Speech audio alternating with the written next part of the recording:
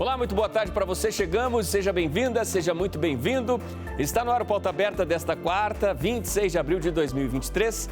Este é seu noticiário da tarde aqui na TV Evangelizar. Você ligadinho em todo o país. Muito obrigado pelo carinho da sua companhia. Vamos juntos, a partir de agora, então, com nossos destaques de hoje. O IPCA 15, que é a inflação oficial do país, desacelera em abril e registra avanço de 0,57%, sob pressão ainda das altas no preço da gasolina. Em 12 meses, o avanço da inflação também caiu e ficou em 4,16%, de acordo com os números divulgados hoje pelo IBGE. E a arrecadação do governo federal chegou a 171 bilhões no mês de março e no primeiro trimestre bateu recorde, atingiu o melhor resultado desde o ano 2000. A violência que ameaça as escolas no Rio de Janeiro, pelo menos 85 mil estudantes já foram prejudicados só neste ano letivo, com aulas suspensas diante do risco, que também avança por outras regiões do país. O Ministério da Saúde anuncia o lançamento da campanha nacional de combate à malária, com a meta de que a doença seja eliminada do Brasil até 2035. A Mega Sena desta quarta deverá pagar um prêmio de aproximadamente 50 milhões de reais. Você saberia dizer quanto renderia todo esse dinheirão? Hoje, no Pauta Aberta, a gente conta para você. E ainda, os gols da noite pela Copa do Brasil. Cruzeiro, São Paulo, Fluminense e Atlético Paranaense já estão com vaga garantida nas oitavas de final. Fique ligadinho com a gente, o Pauta Aberta começou.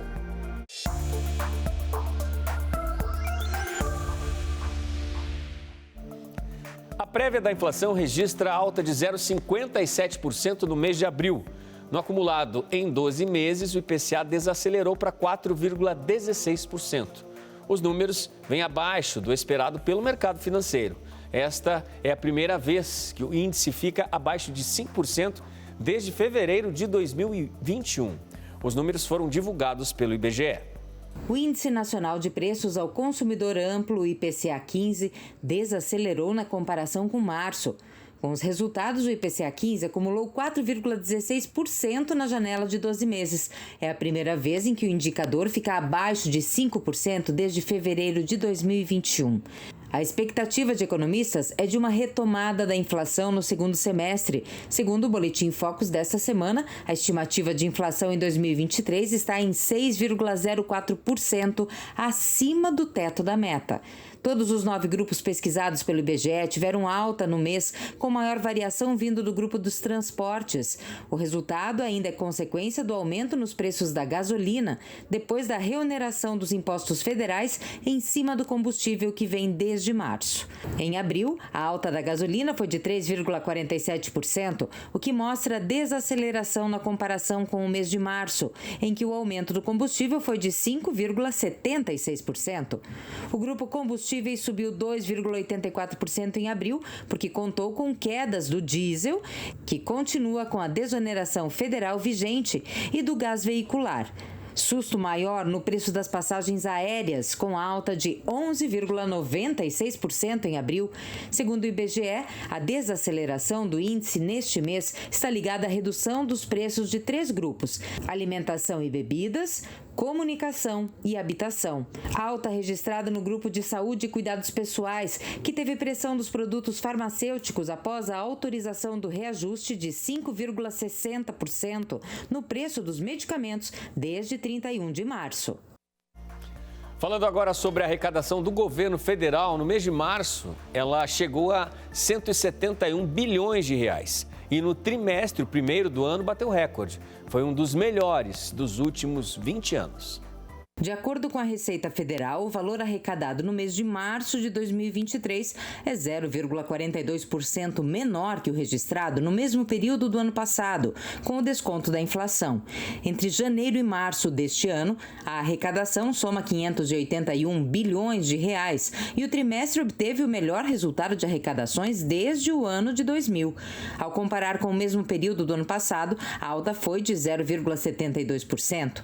O resultado do período pode ser justificado principalmente pelas desonerações atribuídas ao Imposto sobre Produtos Industrializados, o IPI, e PIS/COFINS. Entre as explicações também são apontadas o recolhimento da contribuição social sobre o lucro líquido e os ajustes do Imposto de Renda à Pessoa Jurídica. Neste ano letivo, mais de 85 mil estudantes do Rio de Janeiro foram prejudicados pela violência.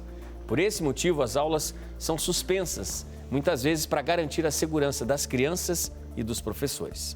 Nos primeiros 45 dias do ano letivo de 2023, 257 escolas da rede municipal do Rio tiveram que suspender as atividades por causa da violência. As aulas foram interrompidas devido a tiroteios que impediram a chegada dos professores e dos estudantes. A decisão de suspender as aulas foi uma medida de segurança para evitar que alguém fosse atingido por uma bala perdida. Ao todo, 85.358 alunos foram prejudicados. Esse número representa 13,5% do total de estudantes da rede municipal de ensino. As regiões mais afetadas foram o Complexo da Maré, a Cidade de Deus, Vila Kennedy e Praça Seca. De acordo com o Sindicato dos Profissionais da Educação, esta é uma situação trágica que compromete a qualidade do ensino e afeta o lado psicológico de quem é obrigado a conviver com o medo. É uma difícil realidade, né? E a preocupação com a violência nas escolas, né? Nas instituições de ensino do Paraná, está intensificada, né? Após os últimos ataques registrados, principalmente em São Paulo e Santa Catarina. Isso também virou assunto para debate na Assembleia Legislativa do Estado. Autoridades e representantes ligadas à educação e segurança pública participaram da audiência que foi proposta por 3 comissões permanentes da Casa Legislativa Estadual. O debate público tem como objetivo ouvir especialistas e discutir ações que estão sendo realizadas e desenvolvidas para proteger alunos, professores e funcionários de possíveis ataques. O mais eficaz é justamente a gente trazer para cá, né, os especialistas, trazerem os secretários de Estado, trazerem os policiais, trazerem os educadores, para que eles apresentem as respostas daquilo que está sendo feito. Tudo isso é levado em consideração por esse grupo de estudo que tem à frente o secretário de Segurança Pública, o secretário de Educação, onde eles passam a analisar todos esses fatores e dentro de toda essa estrutura do Estado para que eles possam fazer o enfrentamento necessário. Nós temos uma parte da sociedade que infelizmente está doente por vários fatores, né? E que nós precisamos tomar todo o cuidado e todas as ações preventivas necessárias. O assunto ganhou mais destaque com a apresentação de 11 projetos de leis focados no reforço da segurança. O deputado Fábio Oliveira foi autor de um dos projetos e fala da importância de audiência inédita com 3 comissões que atuam em conjunto para criar soluções. O cuidado que se teve através dessa audiência pública é que se veja a importância de cada um desses projetos e eles fiquem apensados para que de uma maneira única a gente possa apresentar um projeto para quê? Para que o governo do Estado do Paraná, o Poder Executivo, tenha mais facilidade para poder executar o seu trabalho. Uma série de ações ligadas ao tema foram anunciadas pelo governo estadual. Entre elas, um repasse de 20 milhões em recursos para a compra de equipamentos e de reforço na estrutura de segurança nas escolas. E a criação de um aplicativo com botão de pânico. O governo foi muito proativo nessa situação, né? Então logo começaram a surgir problemas em outros estados, nós já acionamos o Gabinete de Gestão Integrado por orientação do governo do estado, foi o primeiro estado a acionar esse gabinete e houve vários investimentos na educação para a segurança das escolas e também o reforço no policiamento. E esse ambiente tem que ser a participação da família, esse papel dos responsáveis é fundamental para garantir a segurança, porque as redes sociais e a internet está aberta, ele tem contato com muita coisa boa, mas também tem muita coisa ruim dentro da internet. E a gente, como adulto, tem que dar prevenção e fazendo essa orientação aos nossos adolescentes e crianças no Paraná. Falando sobre saúde, agora foi lançada a campanha de combate à malária. A meta do Ministério é eliminar a doença do país até o ano de 2035.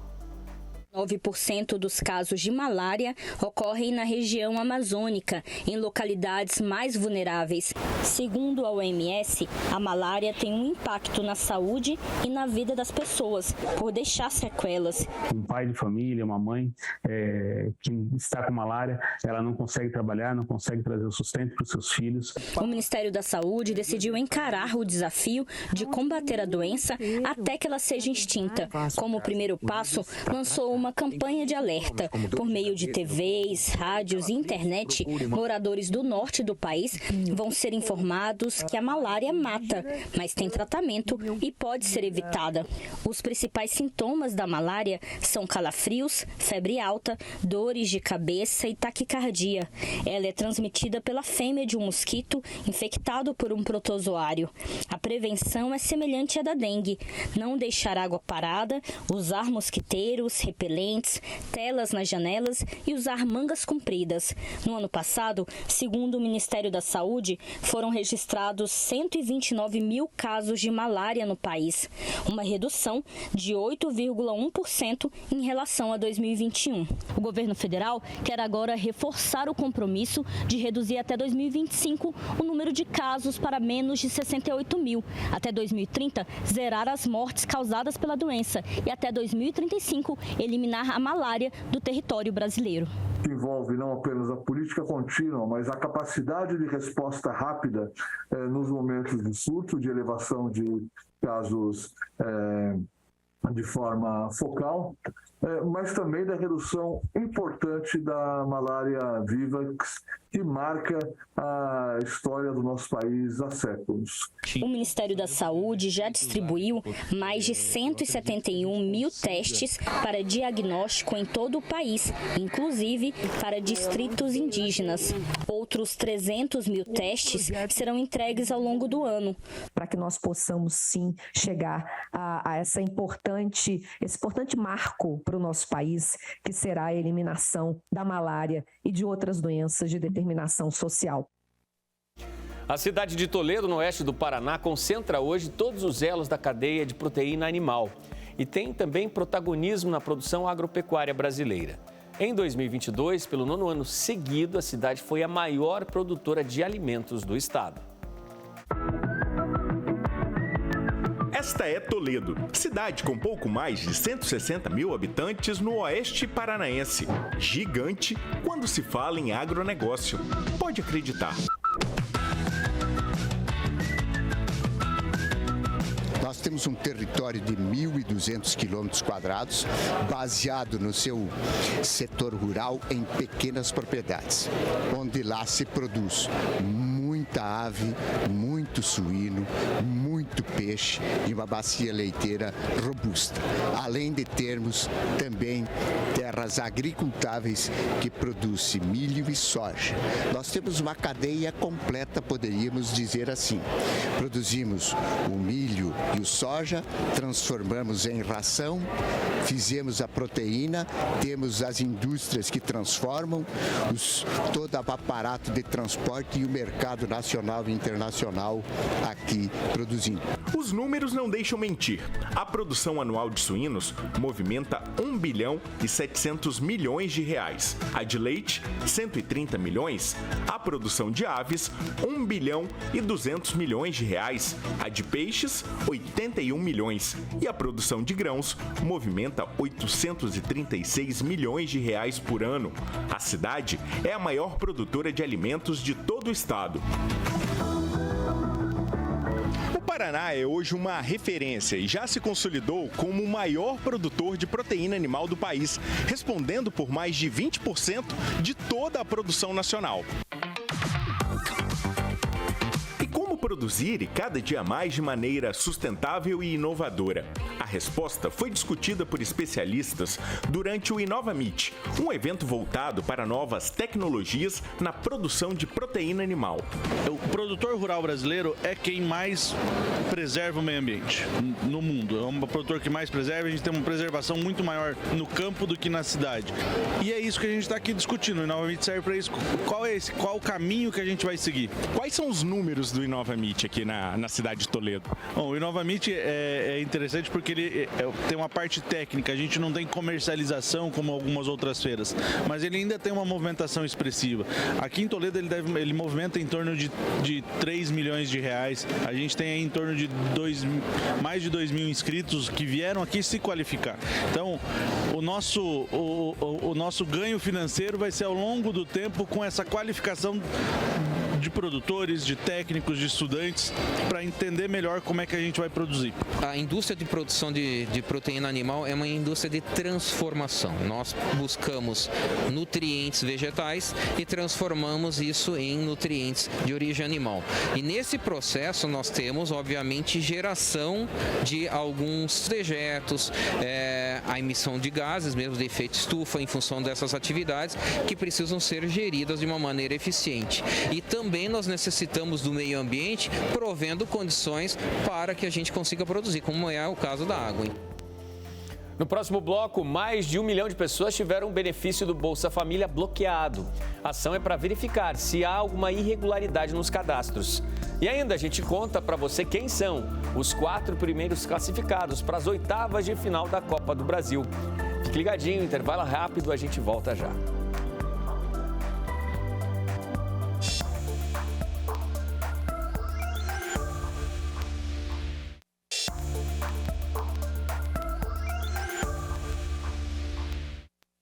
Pauta Aberta está de volta para este segundo bloco. Você de casa sempre ligadinho com a gente.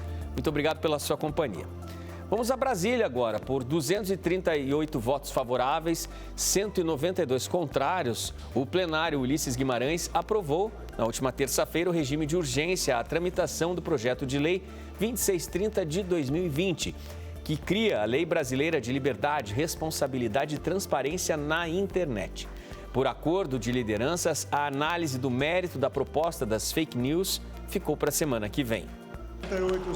Por 238 votos favoráveis e 192 contrários, o plenário Ulisses Guimarães aprovou nesta terça-feira o regime de urgência à tramitação do projeto de lei 2630 de 2020, que cria a Lei Brasileira de Liberdade, Responsabilidade e Transparência na Internet. Por acordo entre as lideranças partidárias, a análise do mérito da matéria ficou para a semana que vem. Até lá, o relator, deputado Orlando Silva, do PCdoB paulista, vai negociar mudanças sugeridas pelos partidos. É muito importante nós termos uma regra para garantir a liberdade de expressão de todos na internet. A liberdade de expressão está fortalecida com a definição de um processo em que o próprio usuário pode contestar quando se sentir prejudicado. É necessário mudar o regime de responsabilidade dessas plataformas e ter mais transparência para que a sociedade saiba como ela funciona. E tudo isso para fortalecer a democracia. Tudo isso para proteger a nossa infância e adolescência desses ambientes criados por uso malicioso da internet. O texto do PL das fake news torna obrigatória a moderação de conteúdo na internet para que sejam identificadas, excluídas ou sinalizadas postagens e contas com conteúdo considerado criminoso. A proposta também determina que as plataformas chamadas Big Techs, como Facebook, Instagram e Twitter, analisem conteúdos potencialmente ilegais e remunerem veículos de comunicação pela utilização de conteúdo jornalístico. O deputado Carlos Jordi, do PL Fluminense, criticou as medidas. Porque as pessoas estão se informando nas redes sociais e as redes sociais, as plataformas, passaram a ser um ambiente muito atrativo para se investir. E aí, o que vem trazendo esse projeto é uma série de mecanismos que inviabiliza o trabalho dessas redes sociais, que faz com que elas passem a encarecer a sua publicidade.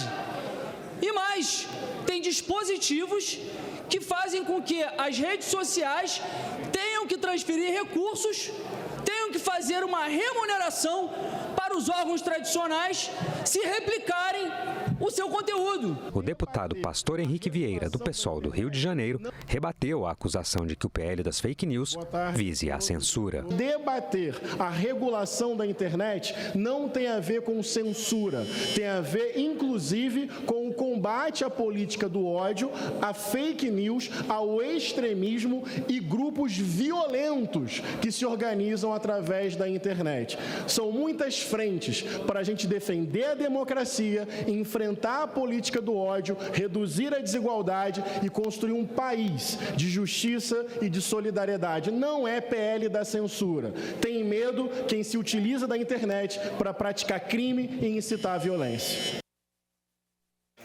Neste mês de abril, mais de 1 milhão de pessoas tiveram o benefício do Bolsa Família bloqueado. A ação é para verificar se há alguma irregularidade nos cadastros. As pessoas que tiveram o pagamento do Bolsa Família bloqueado estão sendo informadas por mensagem no celular. Elas têm até 60 dias para comparecerem a um posto de atendimento do município onde moram e atualizar as informações do cadastro único. O bloqueio atingiu cerca de 1.200.000 beneficiários que declararam morar sozinhos. O objetivo do bloqueio não é penalizar o beneficiário, mas corrigir distorções no programa verificadas no último ano. Isso porque os pagamentos suspensos são de quem entrou no cadastro do governo federal no segundo semestre do ano passado.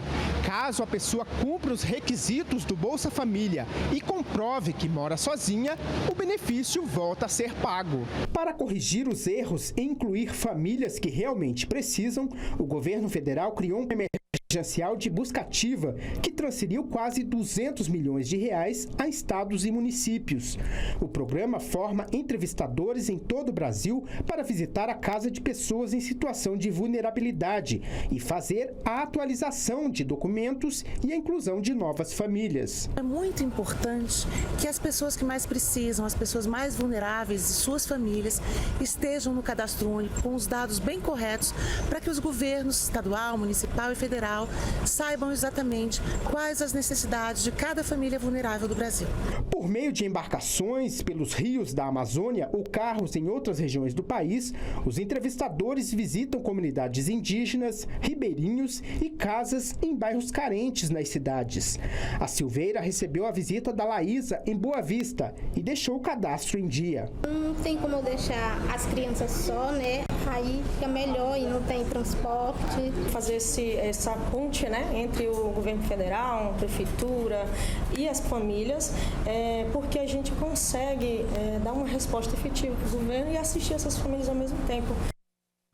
Vamos de notícias internacionais agora. A Agência Internacional de Energia anunciou nesta quarta que a venda de veículos elétricos manteve o crescimento considerado explosivo este ano e deve alcançar a marca de quase 1 em cada 5 veículos comercializados no mundo. O mercado de veículos elétricos segue em franca expansão. Nesta quarta-feira, a Agência Internacional de Energia confirmou que as vendas mantiveram um crescimento explosivo este ano e devem alcançar a marca de quase 1 em cada 5 carros comercializados no mundo. A agência destacou que a rápida eletrificação do transporte terrestre terá grandes consequências para a indústria de energia, porque eliminará a necessidade de 5 bilhões de barris diários de petróleo até o final da década. O consumo mundial de petróleo é de cerca de 100 milhões de barris por dia atualmente. A agência destacou em seu relatório anual sobre carros elétricos que as vendas destes veículos devem subir 35% em 2023, com a marca de 14 milhões de unidades. O número representará uma participação de mercado de 18% contra de 4% em 2020. As vendas de carros elétricos se concentram principalmente em 3 mercados: China, Europa e Estados Unidos. O gigante asiático está na liderança, com 60% das vendas mundiais de carros elétricos em 2022. Vamos de futebol agora. 4 jogos abriram ontem à noite os jogos de volta da terceira fase da Copa do Brasil. Confira. Em Minas Gerais, o Cruzeiro recebeu o Náutico na Arena Independência. O primeiro gol do Cruzeiro veio depois que Bruno Rodrigues fez bela jogada e tocou para William abrir o placar. Mas o gol que deu a classificação para a Raposa só aconteceu no final da partida. William invadiu a área pela direita e cruzou para Richard anotar. No estádio do Mangueirão, o Fluminense enfrentou o Paysandu e ganhou por 3-0. John Arias cobrou falta e Cano, o artilheiro tricolor, fez o primeiro. O tricolor carioca estava determinado e queria mais. Keno recebeu a bola na entrada da área e fez um belo gol. E John Kennedy, depois de uma linda jogada, fechou o placar. Fluminense 3, Paysandu 0. No estádio Novelli Júnior, em Itu, o São Paulo enfrentou o Ituano. Wellington Rato fez o único gol do jogo e que deu a classificação para o tricolor paulista. Na Arena da Baixada, em Curitiba, o Atlético Paranaense recebeu o CRB. Os visitantes fizeram o primeiro gol do jogo com Anselmo Ramon. A reação da equipe paranaense veio no segundo tempo. Alex Santana marcou o primeiro e o segundo do Furacão.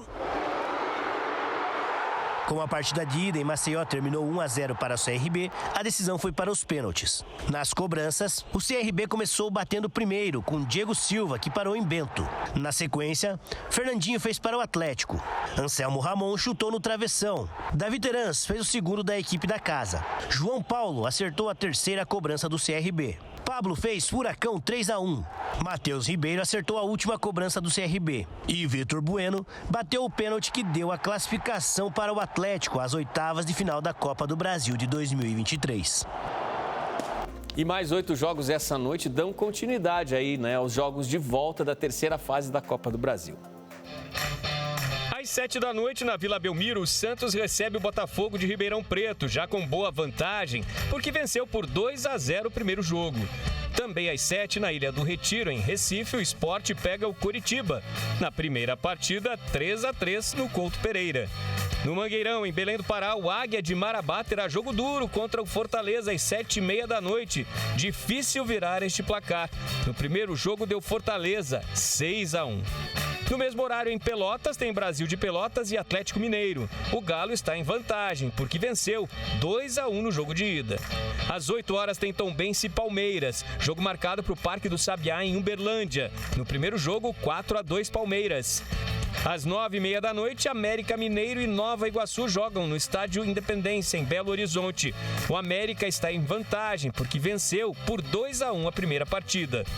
No mesmo horário, o Corinthians recebe o Remo na Arena Itaquera. O clube do Remo, com empate ou derrota de até 1-0, garante a classificação. Também às 9h30 tem Flamengo e Maringá. É o jogo da noite no Maracanã, com desafio para o rubro-negro carioca. O Flamengo precisa de uma vitória por 3 gols de diferença para passar de fase sem a disputa de pênaltis. O Maringá, que venceu por 2-0 o primeiro jogo, com empate ou derrota por até 1 gol de diferença, garante a classificação, o que seria histórico para o time de Maringá em pleno estádio do Maracanã. Grandes jogos hoje.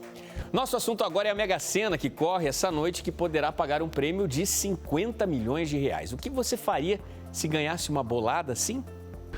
Os apostadores que adoram sonhar com um cenário tão desejado garantem que resolveriam os problemas financeiros para o resto da vida. O prêmio é tão alto, 50 milhões de reais, que daria a nós, cidadãos, trabalhadores comuns deste país, boas possibilidades de garantir a compra de imóveis nos melhores bairros das grandes cidades. Seria possível também comprar um iate ou até mesmo uma aeronave daquelas mais modernas. Mas e se a opção for fazer o dinheiro render? Você já parou para pensar quanto ele renderia? Se o dinheiro fosse depositado todinho na poupança, hoje daria ao sortudo com o prêmio no banco a renda mensal de R$ 324.900. E um detalhe, neste caso, com o dinheiro na poupança é rendimento com total isenção do imposto de renda. Se os mesmos 50 milhões forem para o Tesouro Selic, a grana seria ainda maior, garantiria rendimentos de R$ 421.900, já considerando os descontos de 22% do IR. A aplicação do prêmio em CDB, aquele com rendimento de 100% do CDI, daria ao sortudo da Mega Sena a renda mensal de nada menos do que R$ 435.200, já descontados os impostos. No Tesouro IPCA+, a renda mensal de quem levar o prêmio será de generosos R$ 340.800. Acha que seria possível administrar as finanças da família assim? As chances de cravar a Mega, sabemos, são poucas, mas não custa nada sonhar, não é mesmo?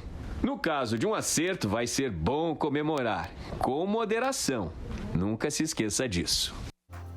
E os apostadores estão só na expectativa, para o sorteio dessa noite. Após resgate feito pela Polícia Civil de pássaros silvestres que estavam sendo mantidos em cativeiro de forma ilegal na região de Fortaleza, alguns dos animais agora estão sendo tratados e acompanhados por alunos e profissionais de um curso de veterinária. Os pássaros estão recebendo todo o carinho e atenção necessários antes de serem devolvidos à natureza. A ação é uma importante iniciativa para a proteção da fauna brasileira, que sofre muito com o tráfico de animais silvestres e a degradação do meio ambiente. O papagaio verdadeiro é uma espécie cearense que já entrou na lista vermelha da extinção, publicada pela Secretaria do Meio Ambiente. No início de abril, 52 aves desta espécie foram trazidas para a unidade do curso de Medicina da Unifor. Elas fazem parte de um grupo de 161 pássaros que foram resgatados de um cativeiro clandestino no bairro Janguru Sul. Antes, eles eram mantidos em espaços sem ventilação e higiene, um verdadeiro depósito totalmente inadequado para a sobrevivência deles. Depois que eles foram resgatados de um ambiente completamente degradado, eles vieram para esse local aqui, onde eles estão numa espécie de quarentena, uma fase de isolamento onde eles recebem todo tipo de tratamento de saúde. Em contrapartida, a universidade também, com os alunos, acaba ganhando mais experiência prática com esses animais silvestres. Aqui eles são alimentados, pesados e cada um recebe tratamento de saúde. Esse papagaio mais gordinho aguarda diagnóstico depois de fazer um raio-x. Os outros se recuperam depois de passarem por tratamento para eliminar parasitas. A coordenadora mostra este outro papagaio que ficou cego no cativeiro. Teve que fazer inalação porque estava com problemas respiratórios. Todos agora recebem uma atenção única, bem diferente dos maus tratos que eram praticados pelo traficante. Todo dia nós fazemos a pesagem inicial desses animais antes de alimentar. Então, a alimentação é na base de papinha, com sementes e frutas variadas e verduras. Então, toda uma equipe que é composta pelos alunos da universidade e os professores, eles estão se revezando para fazer essa rotina funcionar todos os dias. Então, eles são alimentados 4 vezes ao dia e a gente faz toda uma avaliação diária. Então, se o animal está precisando de um cuidado especial, de uma medicação. Hoje, a universidade recebeu o reconhecimento do Instituto Pro Silvestre sobre a importância de ser parceiro. Daqui, os pássaros vão ser encaminhados para a reabilitação e todos esperam que eles retornem para a natureza. Para nós, o trabalho destas pessoas precisa servir como exemplo de preservação da vida silvestre do Ceará. Para todas as pessoas que zelam por nossa vida, porque quem promove os ecossistemas que nos dão qualidade de vida são os animais silvestres, é a nossa fauna silvestre. Então a gente precisa preservar a fauna silvestre para nos preservar também.